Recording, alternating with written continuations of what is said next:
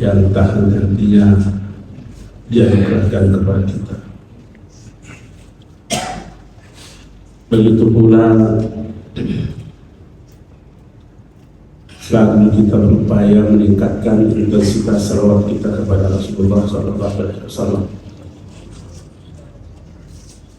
Mudah-mudahan kita ditakdirkan menjadi umatnya yang memperoleh syafaat Rasulullah SAW.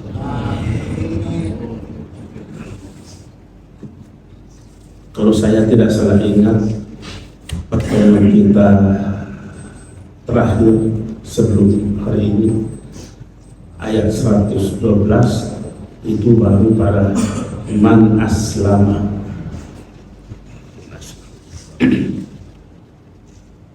Kita sudah jelaskan bahwa ayat ini menjadi bantahan terhadap hiruk pikuknya wacana yang dibangun oleh sekelompok manusia untuk mengalihkan perhatian umat pada saat itu. Kita pakai bahasa umum saja, sekalipun memang yang menyatakan itu adalah Yahudi dan Nasrani. Jadi kita katakan ada sekelompok manusia yang membangun wacana untuk mengacaukan pikiran umat. Apa wacananya itu? Tidak akan masuk surga kecuali orang Yahudi dan Nasrani. Itu wacana yang dibangun. Dibantah Al-Quran, balau tidak begitu. Yang dijanjikan saudara man aslama. Kita sudah terangkan makna aslama itu panjang lebar, yang substansinya adalah penyerahan diri. Saya mencoba mencari kata di dalam Al-Quran itu asal katanya aslama, yaitu salima. Tidak ada salima dalam Al-Quran. Tidak ada salima.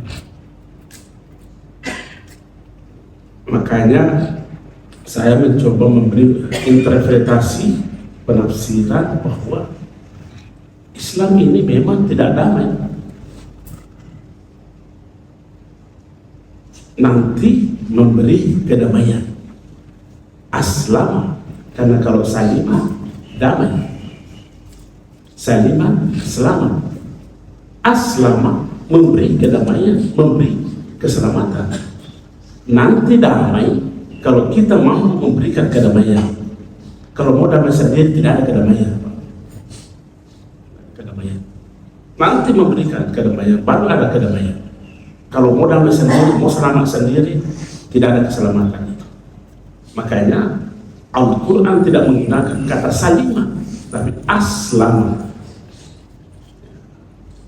Itu sudah saya kemarin coba lempar cara berpikir saya di kampus. Langsung ada yang protes saya. Ini sudah sekuler ini sudah sesat. Kan saya berkata begitu, bahwa Islam itu tidak damai. Yang damai itu adalah salimah. Dan tidak ada salimah, tidak ada kedamaian kalau kita tidak mampu memberikan kedamaian. Ikhlas kita memberikan kedamaian, baru ada kedamaian.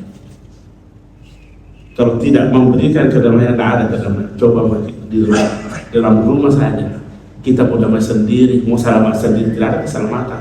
Masa di mata terus. Untung kalau tidak mau cuma pasasa, mau disasa tahu, mau itu masasa. Apakah cukup di situ? Tidak. Di sini dikatakan wahwa muhsinun. Wahwa muhsinun. wawunya ini, karena wawu itu dalam Al-Quran, dalam bahasa Arab banyak sekali. Ada wawul ma'iyah, ada wawul hal, ada wawul jama', ada wawul ataf, ada wawul kasam, banyak. Dan ini wawunya ini adalah wawul hal. Wawul hal. Apa artinya wawul hal itu? Tidak boleh terjemahkan dan, tetapi dalam keadaan wawul hal. Jadi tidak cukup hanya aslama, tapi dia harus muhsin. Apa itu muhsin? Asal katanya muhsinun ini adalah ahsana. Saya mengamati semua prinsip dasar di dalam agama kita, semua timbangannya itu af'al.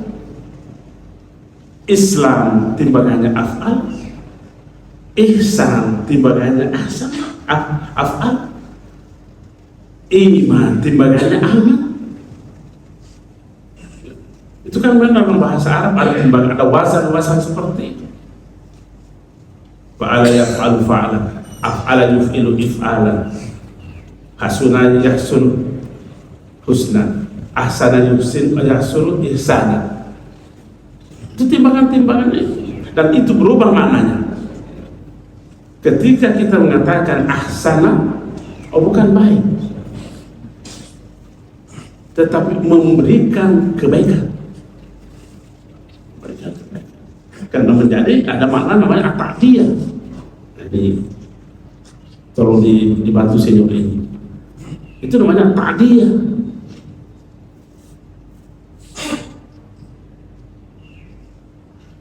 Dan ketika mendapat tambahan satu huruf kata itu 12 maknanya.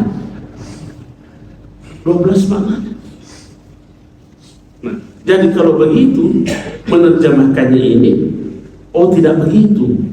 Akan tetapi yang dijanjikan surga adalah man aslama wajahahu, yang menyerahkan dirinya kepada Allah dalam keadaan ia melakukan yang terbaik. Dalam penyerahan itu adalah dalam posisi, dalam keadaan muhsin terbaik. Makanya waw itu wawul hal, bukan waw ataf yang bermakna dan. Itu. Coba kalau nanti kita kembali ke rumah, tidak dimaknai itu dan di situ. Sedang. Karena kalau sudah dan bergeser makna yang dia bicara. Tapi sedang ia melakukan perbuatan ihsan. Semakin kuat alasan kita untuk mau mengatakan bahwa sebenarnya ukuran kesempurnaan ibadah, ukurannya itu dalam kehidupan sosial. Situ kesempurnaannya tidak cukup hanya terpenuhi syarat rukun sahnya secara fikih, tidak cukup. Karena wazan af'ala ini pengetahuan bahasa, af'ala ahsana itu melepaskan, memberikan. Apa yang telah kita dapatkan dalam ibadah? Berikan orang, berikan, jangan dinikmati sendiri. Makanya saya sering berkata, sengaja saya menselamatkan supaya ada yang protes, supaya saya dibantu dalam menyatakan sesuatu. Mengatakan kalau ada orang yang dia sendiri menikmati pahala ibadahnya, bukan ibadah yang dilakukan, tapi kemaksiatan, boleh dikoreksi, boleh dikoreksi. Makanya kita mengatakan tidak cukup ibadah itu hanya diukur sempurnanya, terpenuhinya syarat rukun sahnya secara fikih, tidak cukup. Memang penting, wajib itu dipenuhi, wajib, tapi tidak cukup. Di mana puncak ukurannya dalam kehidupan sosial? Wahwa muhsinun. Ali bin Abi Thalib radhiyallahu anhu pernah menyatakan bahwa yang dimaksud konsep ihsan itu adalah at-tafaddul. Memang kalau kita baca hadis itu kan ihsan ialah anta'budallaha ka'annaka tarahu fa illam takun tarahu fa innahu yaraka. Itu hadis. Anta'budallaha, engkau menyembah Allah seakan-akan engkau melihat. Kalau kau tidak mau melihatnya, maka Allah yang pasti melihat kamu. Itu agak berat kita memikirkan itu. Makanya Ali mengambil suatu penjelasan singkat, satu kata saja. Al-ihsan itu adalah at-tafaddul. Apa itu at-tafaddul? Menganugerahkan.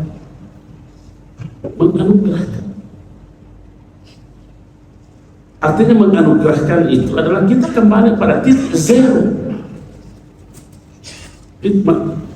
Kita manusia ini beralih kembali kepada posisi titik zero.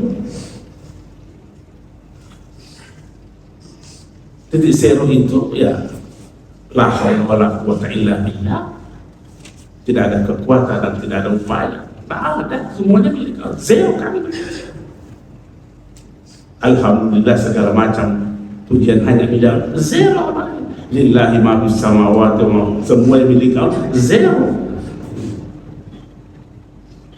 Makanya Ali mengatakan ihsan itu adalah at-tafaddul, menganugerahkan, memberikan, menyerahkan.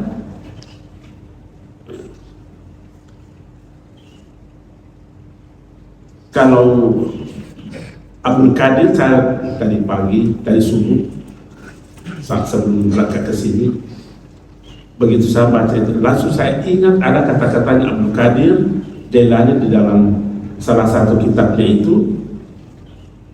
Dia mengatakan begini, al-ihsanu, ini pengertian praktis ini, antuti kullal haqqi wa ta'khuza ba'dal haqqi wa in qadarta fahabhad haqqaka kullahu wa zid alaihi syai'an akhar. Apa artinya itu? Ihsan itu adalah antuti kullal haqq, serahkan semua haknya orang. Serahkan haknya semua orang. Wa ta'khudh ba'dal haqq, tapi ambillah hanya sebagian hakmu. Saya ulangi ini. Tutil haq kullal haq, kau serahkan semua haknya orang. Wa ta'khudh ba'dal haq, ketika kamu mengambil sebagian hakmu saja kau ambil. Wa in qadarta, seandainya kamu mampu lagi lebih itu, fahab, serahkan hakkaka kullahu, serahkan semua hakmu kepada orang. Wazid alaihi syai', bahkan tambahin. Bahkan tambah, wazid alaihi syai'an akhar, tambahin lagi. Nah ini pengertian praktis, itulah ihsan. Semua bermakna penganugerahan. Islam juga begitu, bermakna menganugerahkan kedamaian kepada orang. Iman juga begitu, iman dari kata amal. Semua timbangannya af'ala yuf'ilu if'al, itu kita hafal sekali itu, kita dalam ilmu sarf itu. Af'ala yuf'ilu if'alan, fa'ala yaf'alu fi'lan. Baik. Nah, wahuwa muhsinu, sementara sedang ia melakukan yang terbaik dalam menganugerahkannya itu.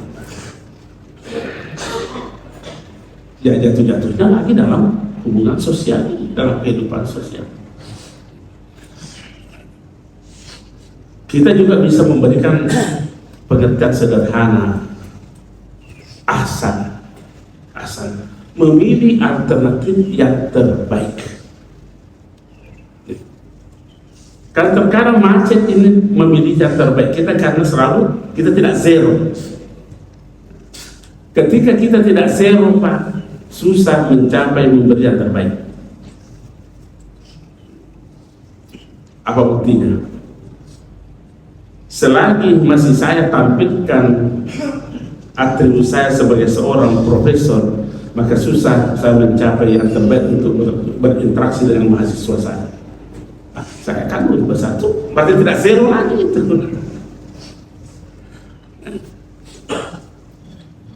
Saya kan suami, tidak zero lagi. Dan susah melakukan yang terbaik, alternatif yang terbaik kalau kita tidak berada pada posisi zero.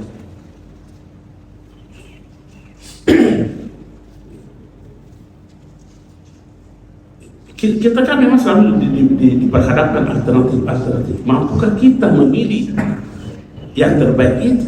Yang terbaik itu apa? Ya ridha Allah. Sudah pernah saya ceritakan bagaimana tadi ada ayat itu dibaca imam kita itu. Apa dia bilang? Ketika anaknya Ibrahim Ismail As-Sa'ya sudah mampu bertindak sendiri, itu seumuran 11-12 tahun lah itu. Ibrahim berkata kepada anaknya, bagaimana nak, saya melihat dalam mimpi bahwa saya menyembelih.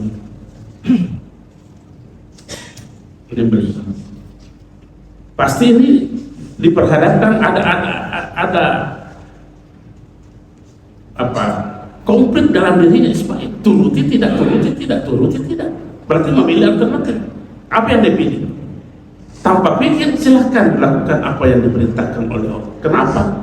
Karena dia zero pada posisi itu, tidak ada. Itu yang terbaik. Disitulah ada ridahnya Allah. Untuk menghindar itu tidak ada ridahnya Allah. Makanya wahwa muhsinun. Mampukah kita berada pada posisi zero itu? Baru bisa ihsan. Apa ganjarannya? Makanya falahu ajruhu inda rabbih. Beda itu fa dengan sa dengan summa. Ini memang ini pengetahuan bahasa ini. Fa, sa, semua bermakna akan. Fa, sa, summa. Bedanya apa? Kalau fa itu kontan, tidak ada jeda. Pokoknya falahu ajruhu inda rabbih. Kontan Allah memberikan anugerahnya. Kalau sa, menunda sedikit. Summa agak lama-lama. Ini fa yang dipakai. Falahu. Tidak menunggu waktunya, langsung Allah memberikan anugerahnya pada saat itu. Falahu ajruhu inda rabbih. Falahu. Itu fahnya itu apa? Al-fujaiyah namanya. Fah al-fujaiyah, tidak ada jedah. Nah, cuma masalahnya kita ini sudah sering kita mendapatkan fahnya Allah, tapi buta.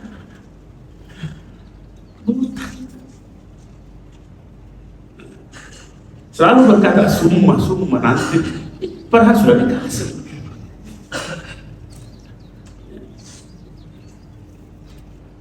Jadi kalau begitu ini juga fa harus kita jadikan petunjuk dalam kehidupan kita.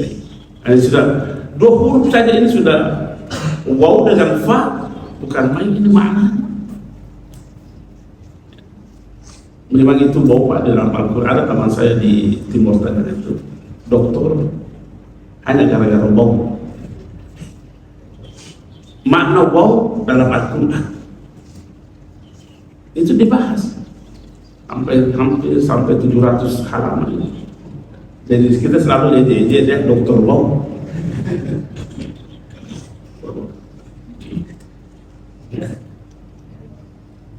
Walahu ajrun. Memang ini bahasa yang dipakai dalam Al-Quran istimewa sekali. Ajrun kan banyak kosakata yang bisa dipakai untuk ganjaran. Tapi Allah menggunakan ajrun. Apa itu ajrun? Ajrun itu juga imbalan, tetapi imbalan yang jauh lebih besar daripada perbuatan. Itu kalau ajrun, falahu ajrum inda rabbih. Ada imbalan yang melebihi daripada perbuatan. Mungkin saja perbuatannya kecil, imbalannya itu namanya ajrun. Walahu ajrun wa ajrun ghairu mamnun. Itu ghairu mamnun itu dalam surat At-Tin. Summaradana asbasabila ladzina amanu wa amilus shalihati falahum ajrun ghairu mamnun. Ada imbalan yang tidak bisa terucapkan seperti apa banyaknya dan nikmat.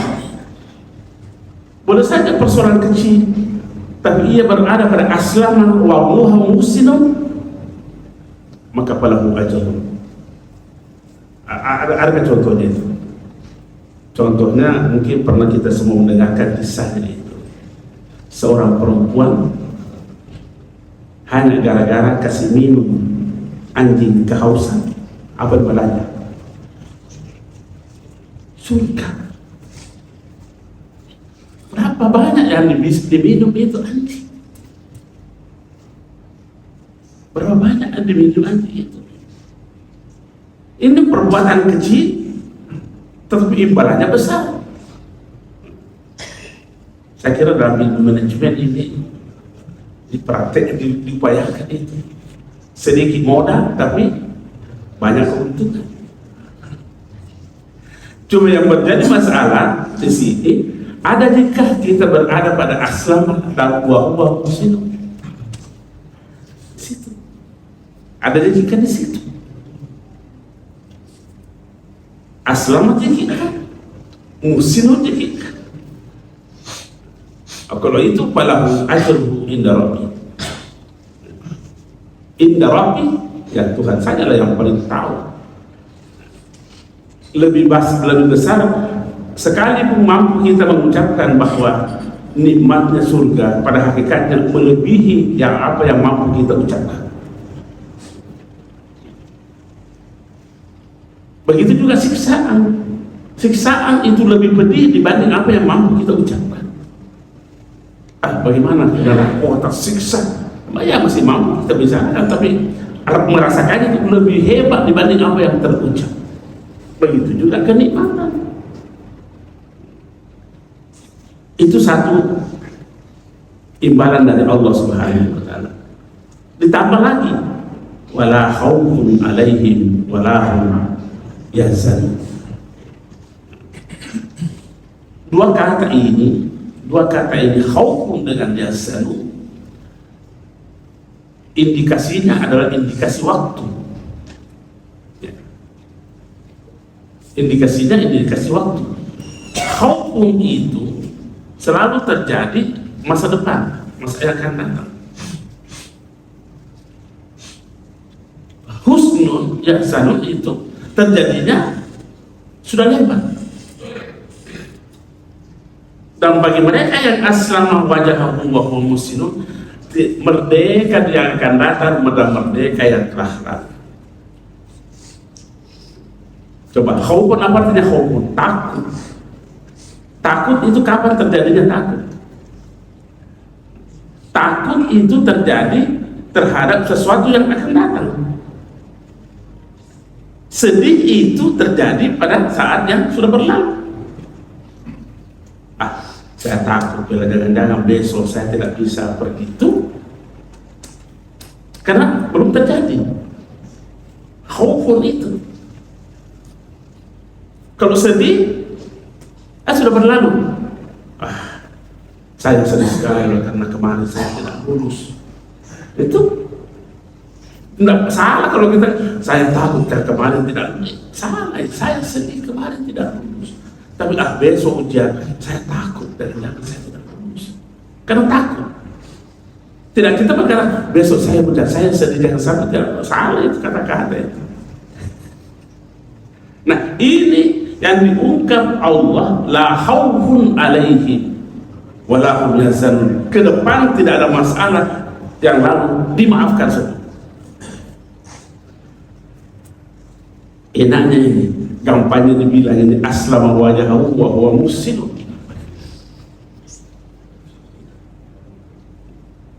Kembali kita mempertegas, memberikan stressing bahwa ayat ini betul-betul mendukung apa yang selalu kita sampaikan, bahwa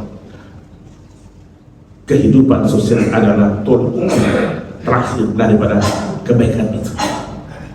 Tapi tentu nanti bisa diukur kalau ada terpenuhi syarat rukun sah secara fikih. Itu kan biasa katakan. Kira-kira mungkin tidak memberikan penilaian kepada seseorang, oh yang bila ahli ibadah. Kalau orang itu tiap bulan pergi umrah, tiap bulan pergi umrah ini, dan terpenuhi syarat sahnya itu umrah. Tetapi sebulan ke Indonesia, apa kira-kira betul? Masih mungkin mengatakan ahli ibadah ya.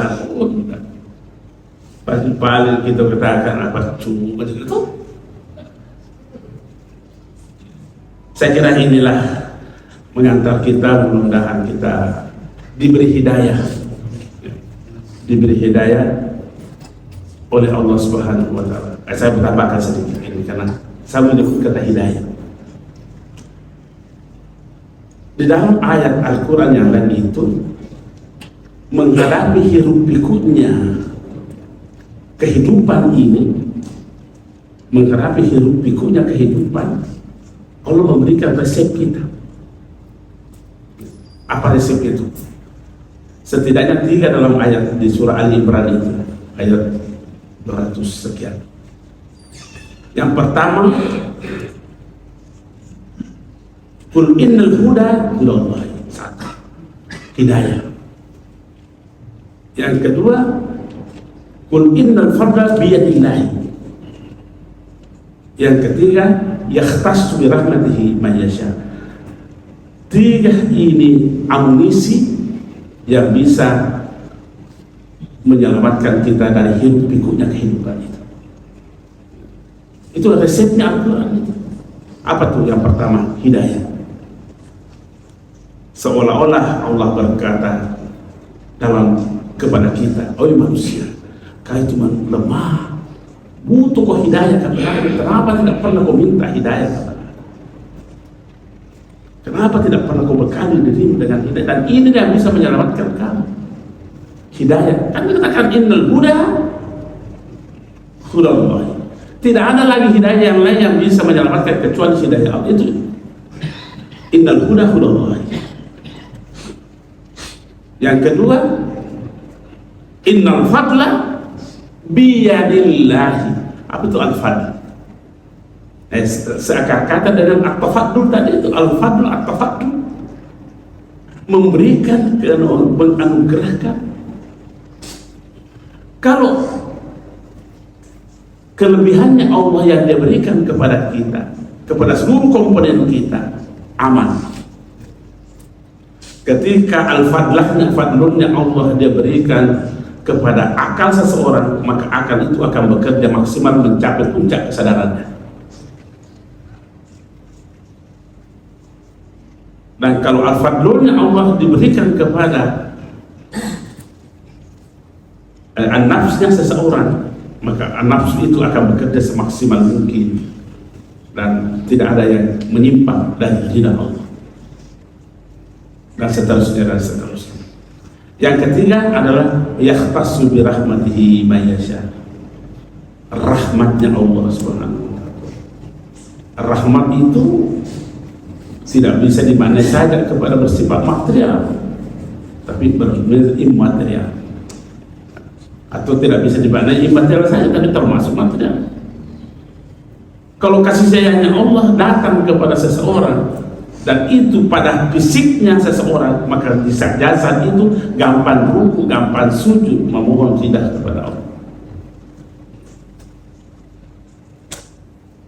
Tapi kalau rahmat Allah dan kalau rahmat Allah itu menyentuh jiwa seseorang, maka disitulah tazkiyatun nafs. Makanya di dalam 3 ayat berturut-turut itu menjadi ajaran di dalam agama kita, itu diperintahkan oleh Allah kepada Muhammad, qul, katakan ini Muhammad, sampaikan kepada umat, innal huda hudallahi. Ayat selanjutnya, innal fadla biyadillahi, di tangan Allah, bukan di tangannya siapa-siapa. Yang ketiga, yakhtassu bi rahmatihi may yasha, kasih sayang Allah. Dan inilah kata rahmat ini yang menjadi sifat yang dilekatkan pada bismillah. Bismillahirrahmanirrahim. Tidak dikatakan bismillahirrahmanirrahim, bismillahirrahmanirrahim, bismillahirrahmanirrahim. Enggak, bismillahirrahmanirrahim. Karena sifat kasih sayang Allah ini mengalahkan segala, sebesar apapun dosanya hamba. Kalau datang kasih sayang Allah menjadi bukti. Dan mungkin bagus kita jadikan manajemen kehidupan ini manajemen bismillah. Dahulukan kasih sayang dulu, kemudian muka. Kalau mungkin marah tapi sudah bilang Rahman dan Rahim dulu. Saya kira inilah yang bisa kita sampaikan. Lebih dan kurang saya mohon jawab, karena boleh dikoreksi, karena banyak pernyataan-pernyataan yang bersifat interpretatif dan boleh dikoreksi. Silakan. Assalamualaikum warahmatullahi wabarakatuh.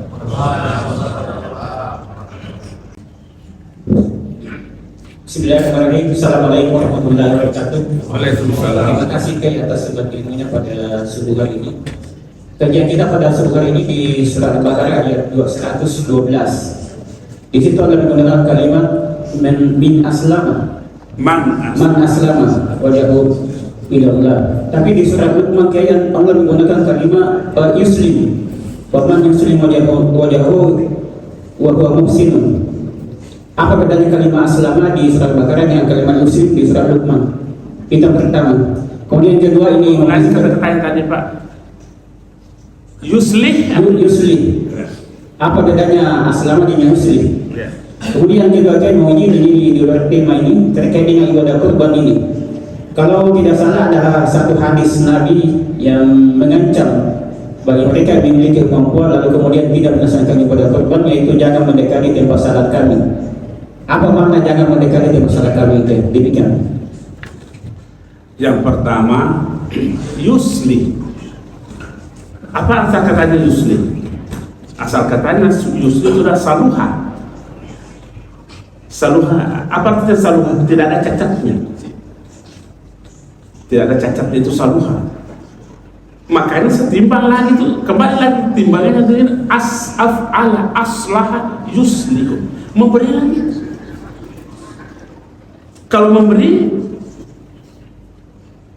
yusli, dan kalau hidup jangan ada cacatnya. Memang kita terjemahkan beramal soleh. Nah, itu yusli itu melakukan amal soleh. Kapan dikatakan amal soleh? Ya kalau tidak ada cacatnya. Sepi dari kediaan, keujub dan lain sebagainya. Itu yusli. Ya. Dan disitulah juga muncul dan kata as-sulh atau al-islah. Puncak, saya mengatakan begini, puncak aturan kita itu ujung-ujungnya di yusli, al-islah, ya, kemaslahatan.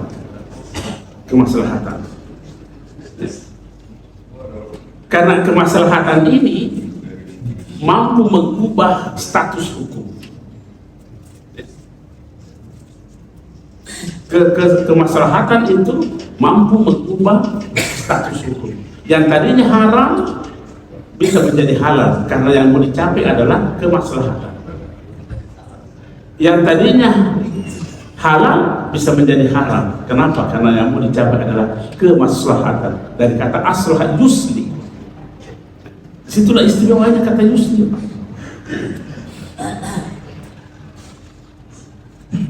Kalau sebenarnya semuanya itu aslama yuslim muslimun.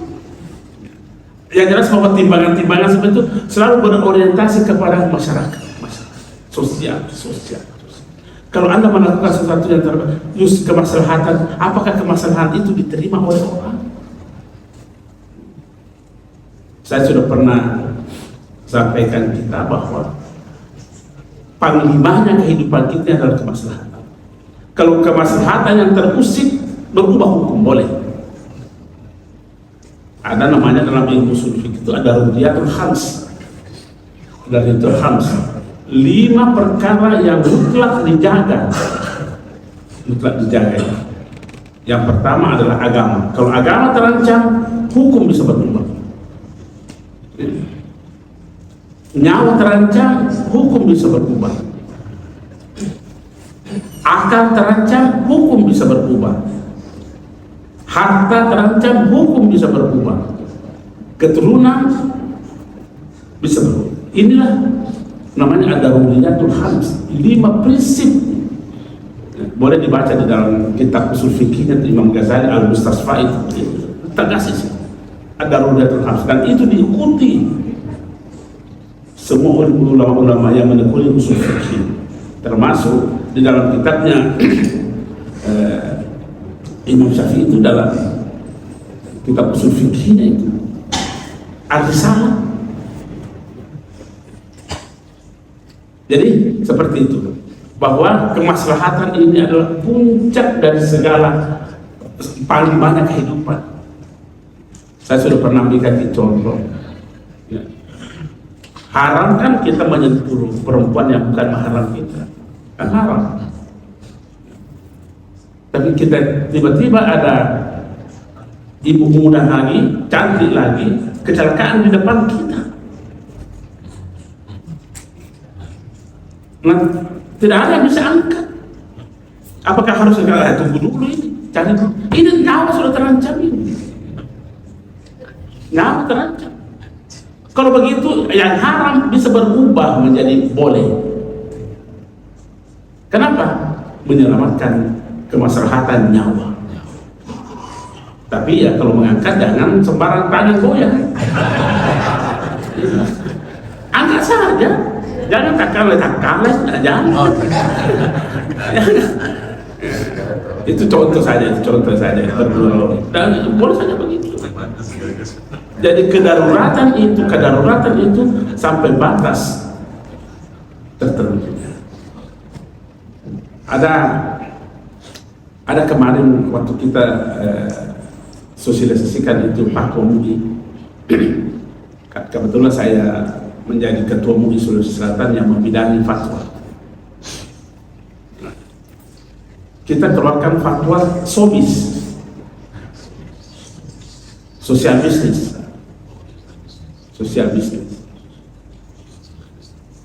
Ada wartawan yang bertanya begini, ini kan ada kemaslahatannya Ustaz. Kalau saya umpamanya berhasil dalam SOBISku itu sekian miliar, saya bangun masjid, ada kemaslahatannya. Bagaimana? Kenapa diharamkan? Kan kita ada kata itu jelas haramnya itu SOBIS. Dia tidak begitu, wartawan macam-macam. Jadi kita kasih keluarkan kaidah bahwa kaidahnya itu begini: semua yang diperoleh dengan cara haram maka peruntukannya juga haram. Semua yang diperoleh dengan cara haram maka peruntukannya juga haram. Jadi kalau Anda Karena laki-laki yang bertanya itu. Jadi sebenarnya kalau Anda mendapatkan fobis, memperoleh fobis, dan antas melamar anaknya orang untuk nikah, batal, tidak sah itu nikah, haram. Fobis itu curang, tidak ada kemaslahatan. Memang mata kepala kita bagusnya itu hanya berupaya untuk mencarikan pembenaran yang tidak benar. Itu jadi yuslih itu seperti itu. Selalu asal katanya selalu tidak ada cacatnya, tidak ada cacat. Menjadilah aslah, menjadikan kehidupan ini tidak bercacat. Jadi kalau mau diterjemahkan secara literal itu aslaha, al-aslaha adalah orang yang menciptakan kehidupan ini tidak bercacat. Jadi orang soleh itu tidak ada cacatnya. Di situ semua munculnya kata-kata itu. Karena mendapat aslah yusri, asal katanya swaluha aslah mendapat masjidul biharfin wahid menjadilah aslah at-ta'diyah. Ini bahasa ini Pak Haji. Nah, kemudian yang kedua, bagaimana pemaknaan jangan mendekati tempat ibadah kami. Jadi begini, memahami satu naskah, memahami sebuah naskah, kita tidak cukup hanya berpegang kepada tekstualnya, tapi kita harus mampu memahami semangat tekstual itu. Apa semangatnya tekstual itu? Jangan mendekati tempat ibadah kami. Saking pentingnya itu namanya berkorban. Saking pentingnya itu berkorban. Kan sama dengan ayat begini. Ayat berkata begini dalam surah Nur itu. Ulurkan jilbabmu. Ulurkan jilbab. Apa yang kita paham di sini? Apakah jilbab itu wajib? Kalau saya, jilbab tidak wajib. Yang wajib apa? Menutup aurat. Menutup aurat. Kalau kita mengatakan jilbab yang wajib, bagaimana hukumnya kalau saya menutup aurat dengan sarung? Bukan jilbab yang saya pakai, dengan handuk, dengan apa? Jadi kalau begitu, yang menjadi stres di sini, tutup aurat. Terserah mau pakai jilbab, mau pakai sarung, mau pakai handuk, itu yang utama. Tapi kalau kita memahami di sinilah budayanya orang Arab yang kita mau tekankan di sini. Selain daripada pakaian yang seperti ini, kan sekarang berkembang pemikiran di mahasiswa kita itu, Pak. Kalau bukan baju yang kayak model Arab itu, bid'ah itu. Karena terpicu dengan pemikiran seperti itu. Kayak yang disuruhkan di situ tutup aurat.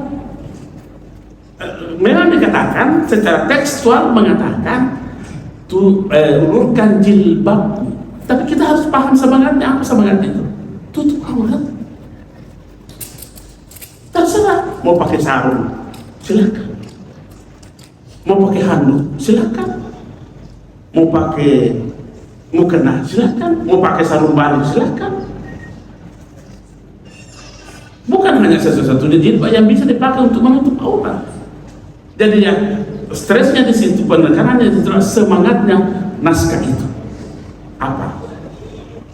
Mampukah kita menangkap kontekstual seperti itu? Kan sekian dulu bapak juga sering berkata kepada anaknya, jangan keluar anaknya. Biasa begitu. Ada bibi jatah, Pak. Ada bibi anak tak? Sedikit berkata, jangan keluar anaknya. Secara tekstual ini kalimat tidak ada batas waktu sampai kapan anak ini tidak bisa keluar. Ada? Benar kan? Berarti larangan keluar yang diucapkan oleh bapak itu adalah sampai hari kemudian tidak bisa keluar karena jangan keluar. Benar? Tapi anak ini paham semangatnya ucapan bapaknya. Bapak larang keluar karena dia mau pergi. Nah, berarti kalau dia sudah datang, kan sudah bisa makan keluar. Tapi orang yang terpaku dengan tekstualnya, mau datang bapaknya tidak boleh keluar, bid'ah kalau keluar. Akhirnya menjadi masalah. Sekalipun tidak ada kata itu, makanya semangat yang terkandung di dalam jangan mendekati tempat sholat kami. Itu karena stresnya saking dipentingkannya itu berkorban bagi orang yang sudah memiliki kemampuan. Saya kira begitu Pak. Jadi memahami teks itu memerlukan kecerdasan sendiri. Assalamualaikum warahmatullahi wabarakatuh. Terima kasih Pak Kiai penjelasannya di ayat ini. Memang ada beberapa hal stressing di ayat ini, terutama di bagian awal. Yang pertama memang di kata aslama, kemudian yang kedua di kata ihsan. Memang stressing ini sangat penting sekali untuk aktivitas kita dalam beribadah kepada Allah. Yang pertama yang kita bahas, yang Pak Kiai sampaikan, stressingnya adalah di berserah diri di kata aslama Pak Kiai. Berserah diri ini memang sangat penting. Saya juga setuju dengan pendapat Pak Kiai bahwa aslama ini lebih stressingnya diartikan atau dimaknai sebagai penyerahan diri secara total dalam beribadah kepada Allah. Namun menjadi pertanyaan Pak Kiai, kita ini menyerahkan diri yang pertama adalah diri yang mana Pak Kiai? Karena kita ini ada bagian jasad dan bagian rohani. Dan kemudian bagaimana kita menyerahkan diri jika kita tidak mengenal jati diri? Diri kita saja kita tidak mengenal sebenar-benarnya diri. Bahwa kita mau menyerahkan bagaimana caranya kira-kira Pak Kiai? Karena terus terang kita ini kekurangan di dalam metodologi atau cara. Kalau tahu artinya mungkin paham Pak Kiai, oh ini berserah diri. Tapi kalau pas ditanya nanti bagaimana caranya saya ini menyerahkan diri kepada Allah Subhanahu wa taala dengan cara yang benar, baik lahir maupun batin. Nah ini yang mungkin perlu kita mendapat pencerahan dari Pak Kiai supaya penyerahan diri kita ini di kata aslama ini tercapai baik lahir maupun batin. Dan kemudian terkait dengan kata ihsan Pak Kiai, seperti yang Pak Kiai jelaskan, ini juga menjadi pilar utama selain Islam dan iman. Cuma jarang sekali Pak Kiai terus terang pembahasan mengenai ihsan di dalam pembahasan atau kajian-kajian, karena mereka hanya seputar Islam dan iman. Namun inti dari semuanya sebetulnya di ihsan ini yang perlu juga mendapat perhatian besar, karena yang seperti Pak Kiai sampaikan bahwa ihsan itu ya anta budallah anak kataro fa'ilam tatutaro fa'innahu yaro. Cuma metodologi kembali Pak Kiai di sini, bagaimana caranya kita melihat Allah, atau paling tidak di sini diperhatikan Allah. Dan kita ini miskin sekali terhadap kajian-kajian secara teknis.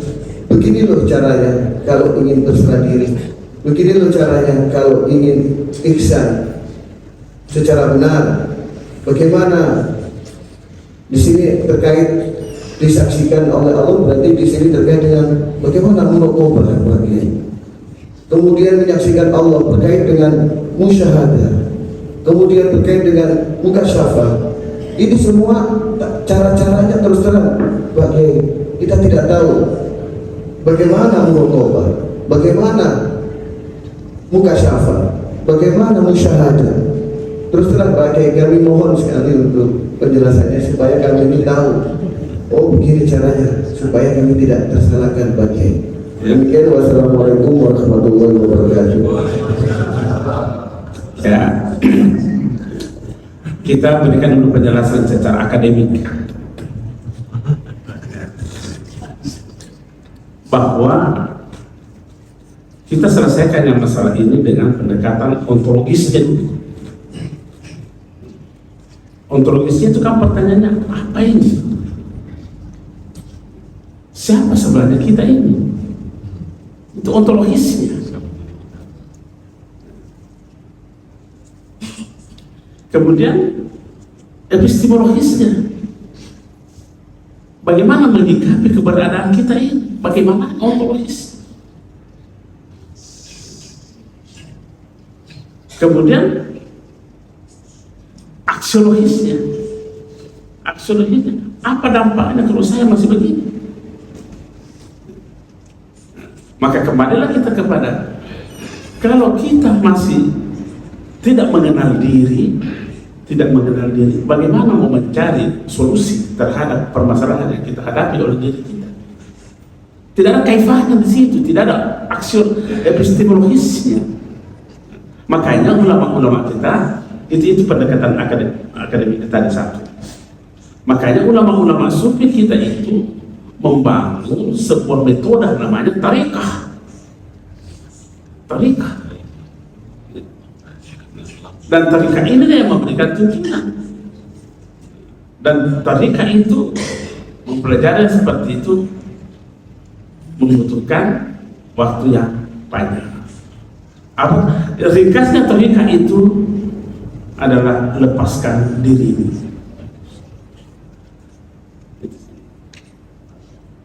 lupakan diri, tinggalkan diri.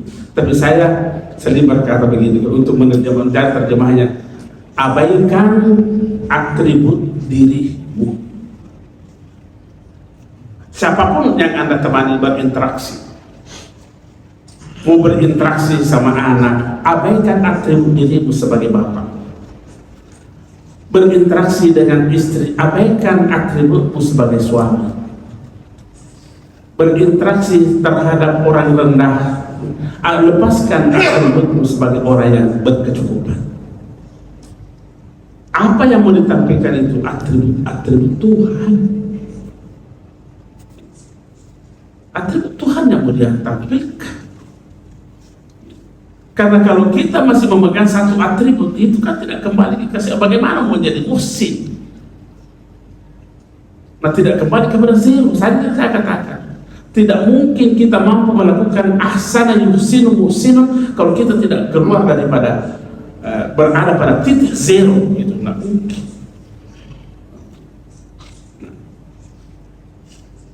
Itulah dampaknya, itulah aksiologi tidak mungkin terjadi. Karena dalam Al-Quran tidak mengatakan tidak akan mungkin bertemu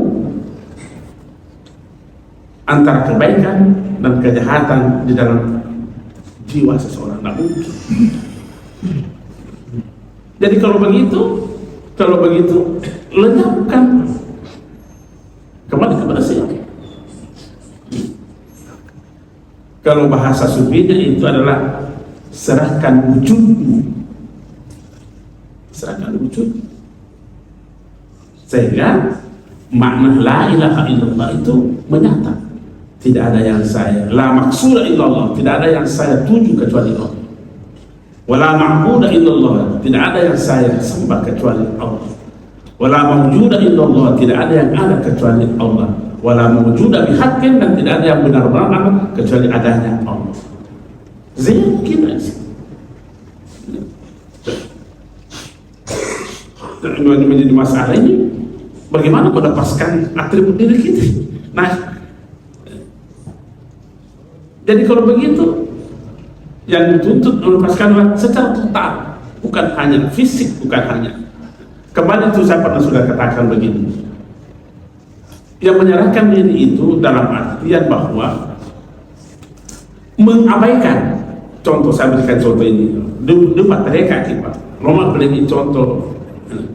Ketika saya bertanya kepada apa ini, jin, omong kosong ada di hati kita bahwa ini adalah perak, omong kosong. Nah, karena yang ada adalah jin. Coba balik, apa ini? Anu kita kata perak, omong kosong. Kalau ada di hati kita bahwa itu ada jin. Nah, yang mau dihilangkan ini adalah cincin itu, karena itu sifat sifat itu bisa berubah-ubah, bisa hilang. Ini mimbar. Kita berkata mimbar karena kita tidak lihat kayu. Tidak lihat kayu.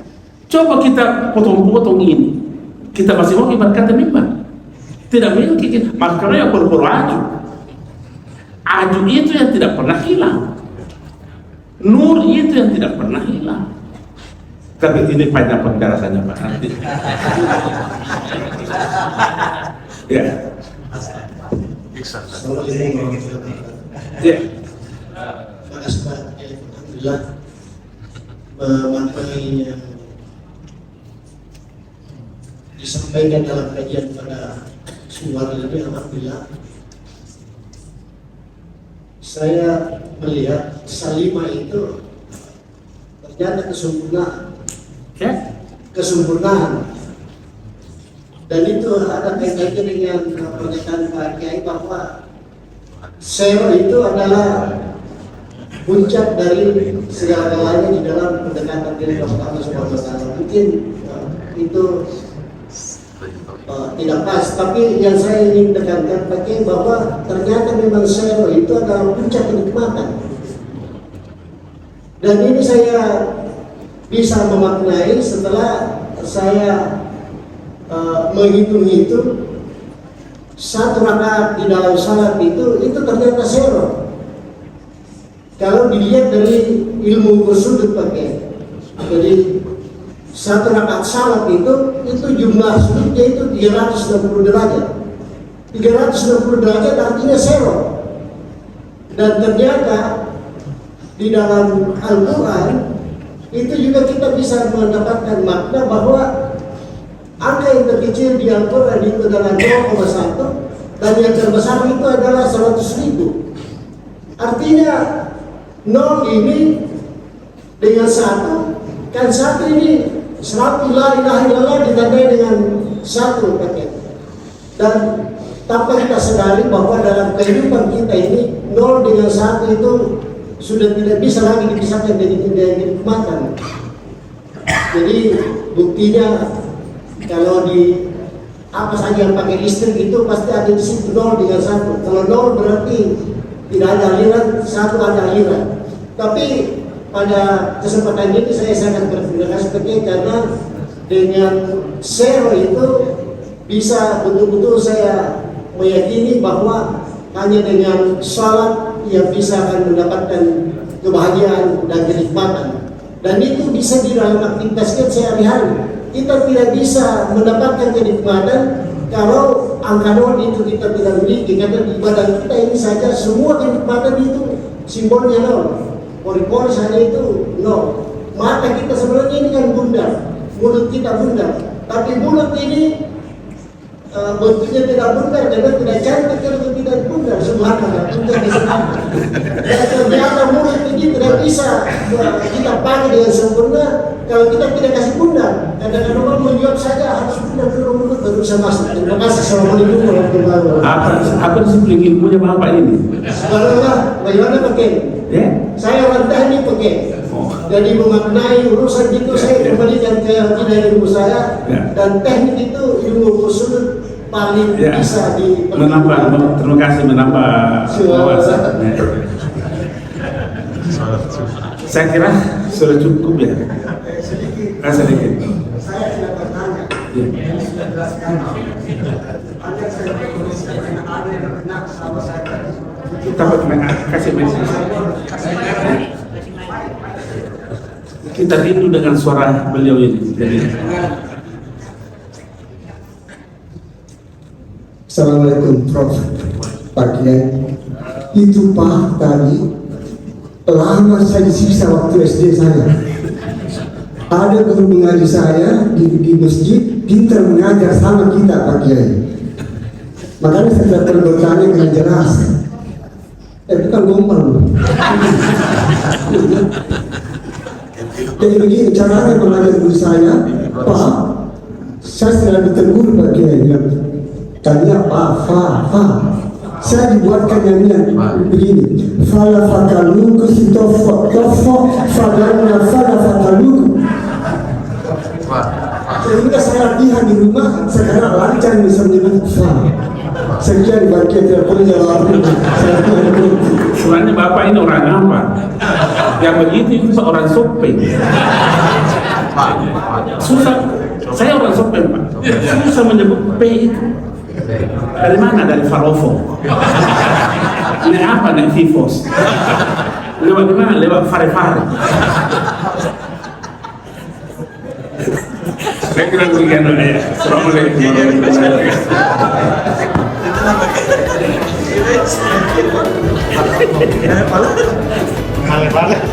Fare-Fare.